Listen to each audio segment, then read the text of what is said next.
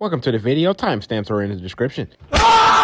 First up, we have Anton Pachecho versus Caolan Loughran, and I definitely have Pachecho, but there's not much to go off of here, so on to the next. Next up, we have Petroski versus Jacob Malkoun, and I definitely have Malkoun here because he's survived with Brendan Allen, and he's survived on the feet as well with powerful people like Al Hassan, and Jacob Malkoun is basically a faster Al Hassan, but a slower Brandon Allen when it comes to the submissions and everything. He's probably worse than Allen on the ground as well. Definitely have Malkoun here.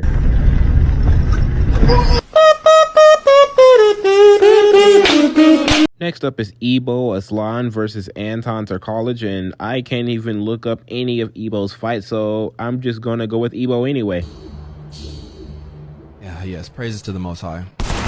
Next up, we have Buzukja versus Connor Matthews, and this is going to be an odd one because one's on a 2-fight loss streak and one's on a 1-1 in their last 2 fights from the Dana White Contender Series. How do I pick on this? I'll tell you how I pick by guessing, and I'm going to guess that Connor Matthews win this one. Next up is Julio Arce versus Herbert Burns, and I do have Julio Arce in here, but it is a little bit iffy in the beginning. Herbert Burns is very dangerous on the ground, and I do think this fight will eventually end up there. Off of his back, Herbert Burns throws up a lot of triangles, a lot of arm bars, and you have to be ready for those. But if you can get past that, Herbert Burns wilts under pressure. He's easy to break, and I think Julio Arce could do that.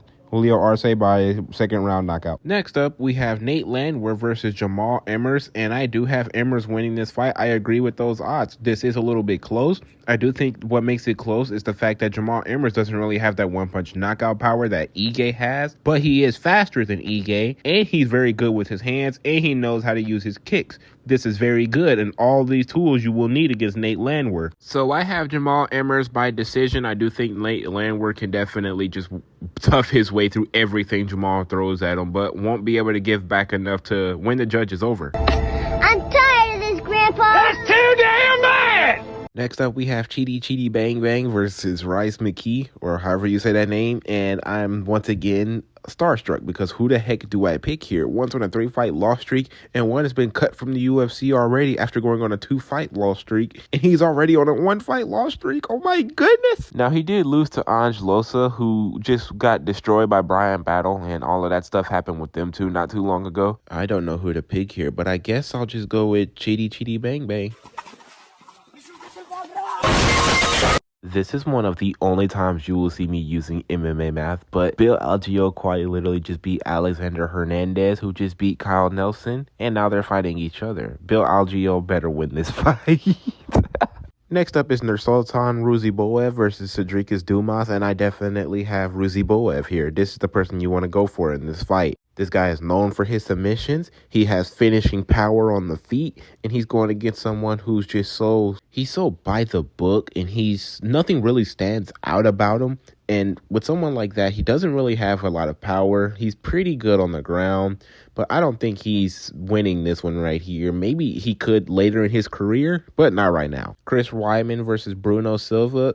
Both of these guys have been going downhill as of lately, but I do think Bruno Silva should win this one. If Chris Weismann takes him down, though, I'm not too sure anymore. I feel like even at this point, Weismann can still control Bruno Silva. He can still touch him up a little bit on the feet, but although Bruno Silva's chin is gone, I don't think Chris Weismann is powerful enough to knock him out. One thing I do want to point out, though, in Chris Weidman's last fight against Brad Tavares, he was really putting that pressure on him. This is an interesting one, and something's telling me that I should go against the odds on this one and pick Chris Weidmann, so I'm going to do exactly that. Chris Weidmann by decision. Next up, we have Vicente Luque versus Joaquin Buckley, and this is a very close fight, actually. Mostly because I don't know what Vicente really looks like after that Jeff Neal beating that he took. I mean, it looked like sometimes he was getting hit by RDA and was wilting a little bit, and that's kind of scary going into a fight with Joaquin.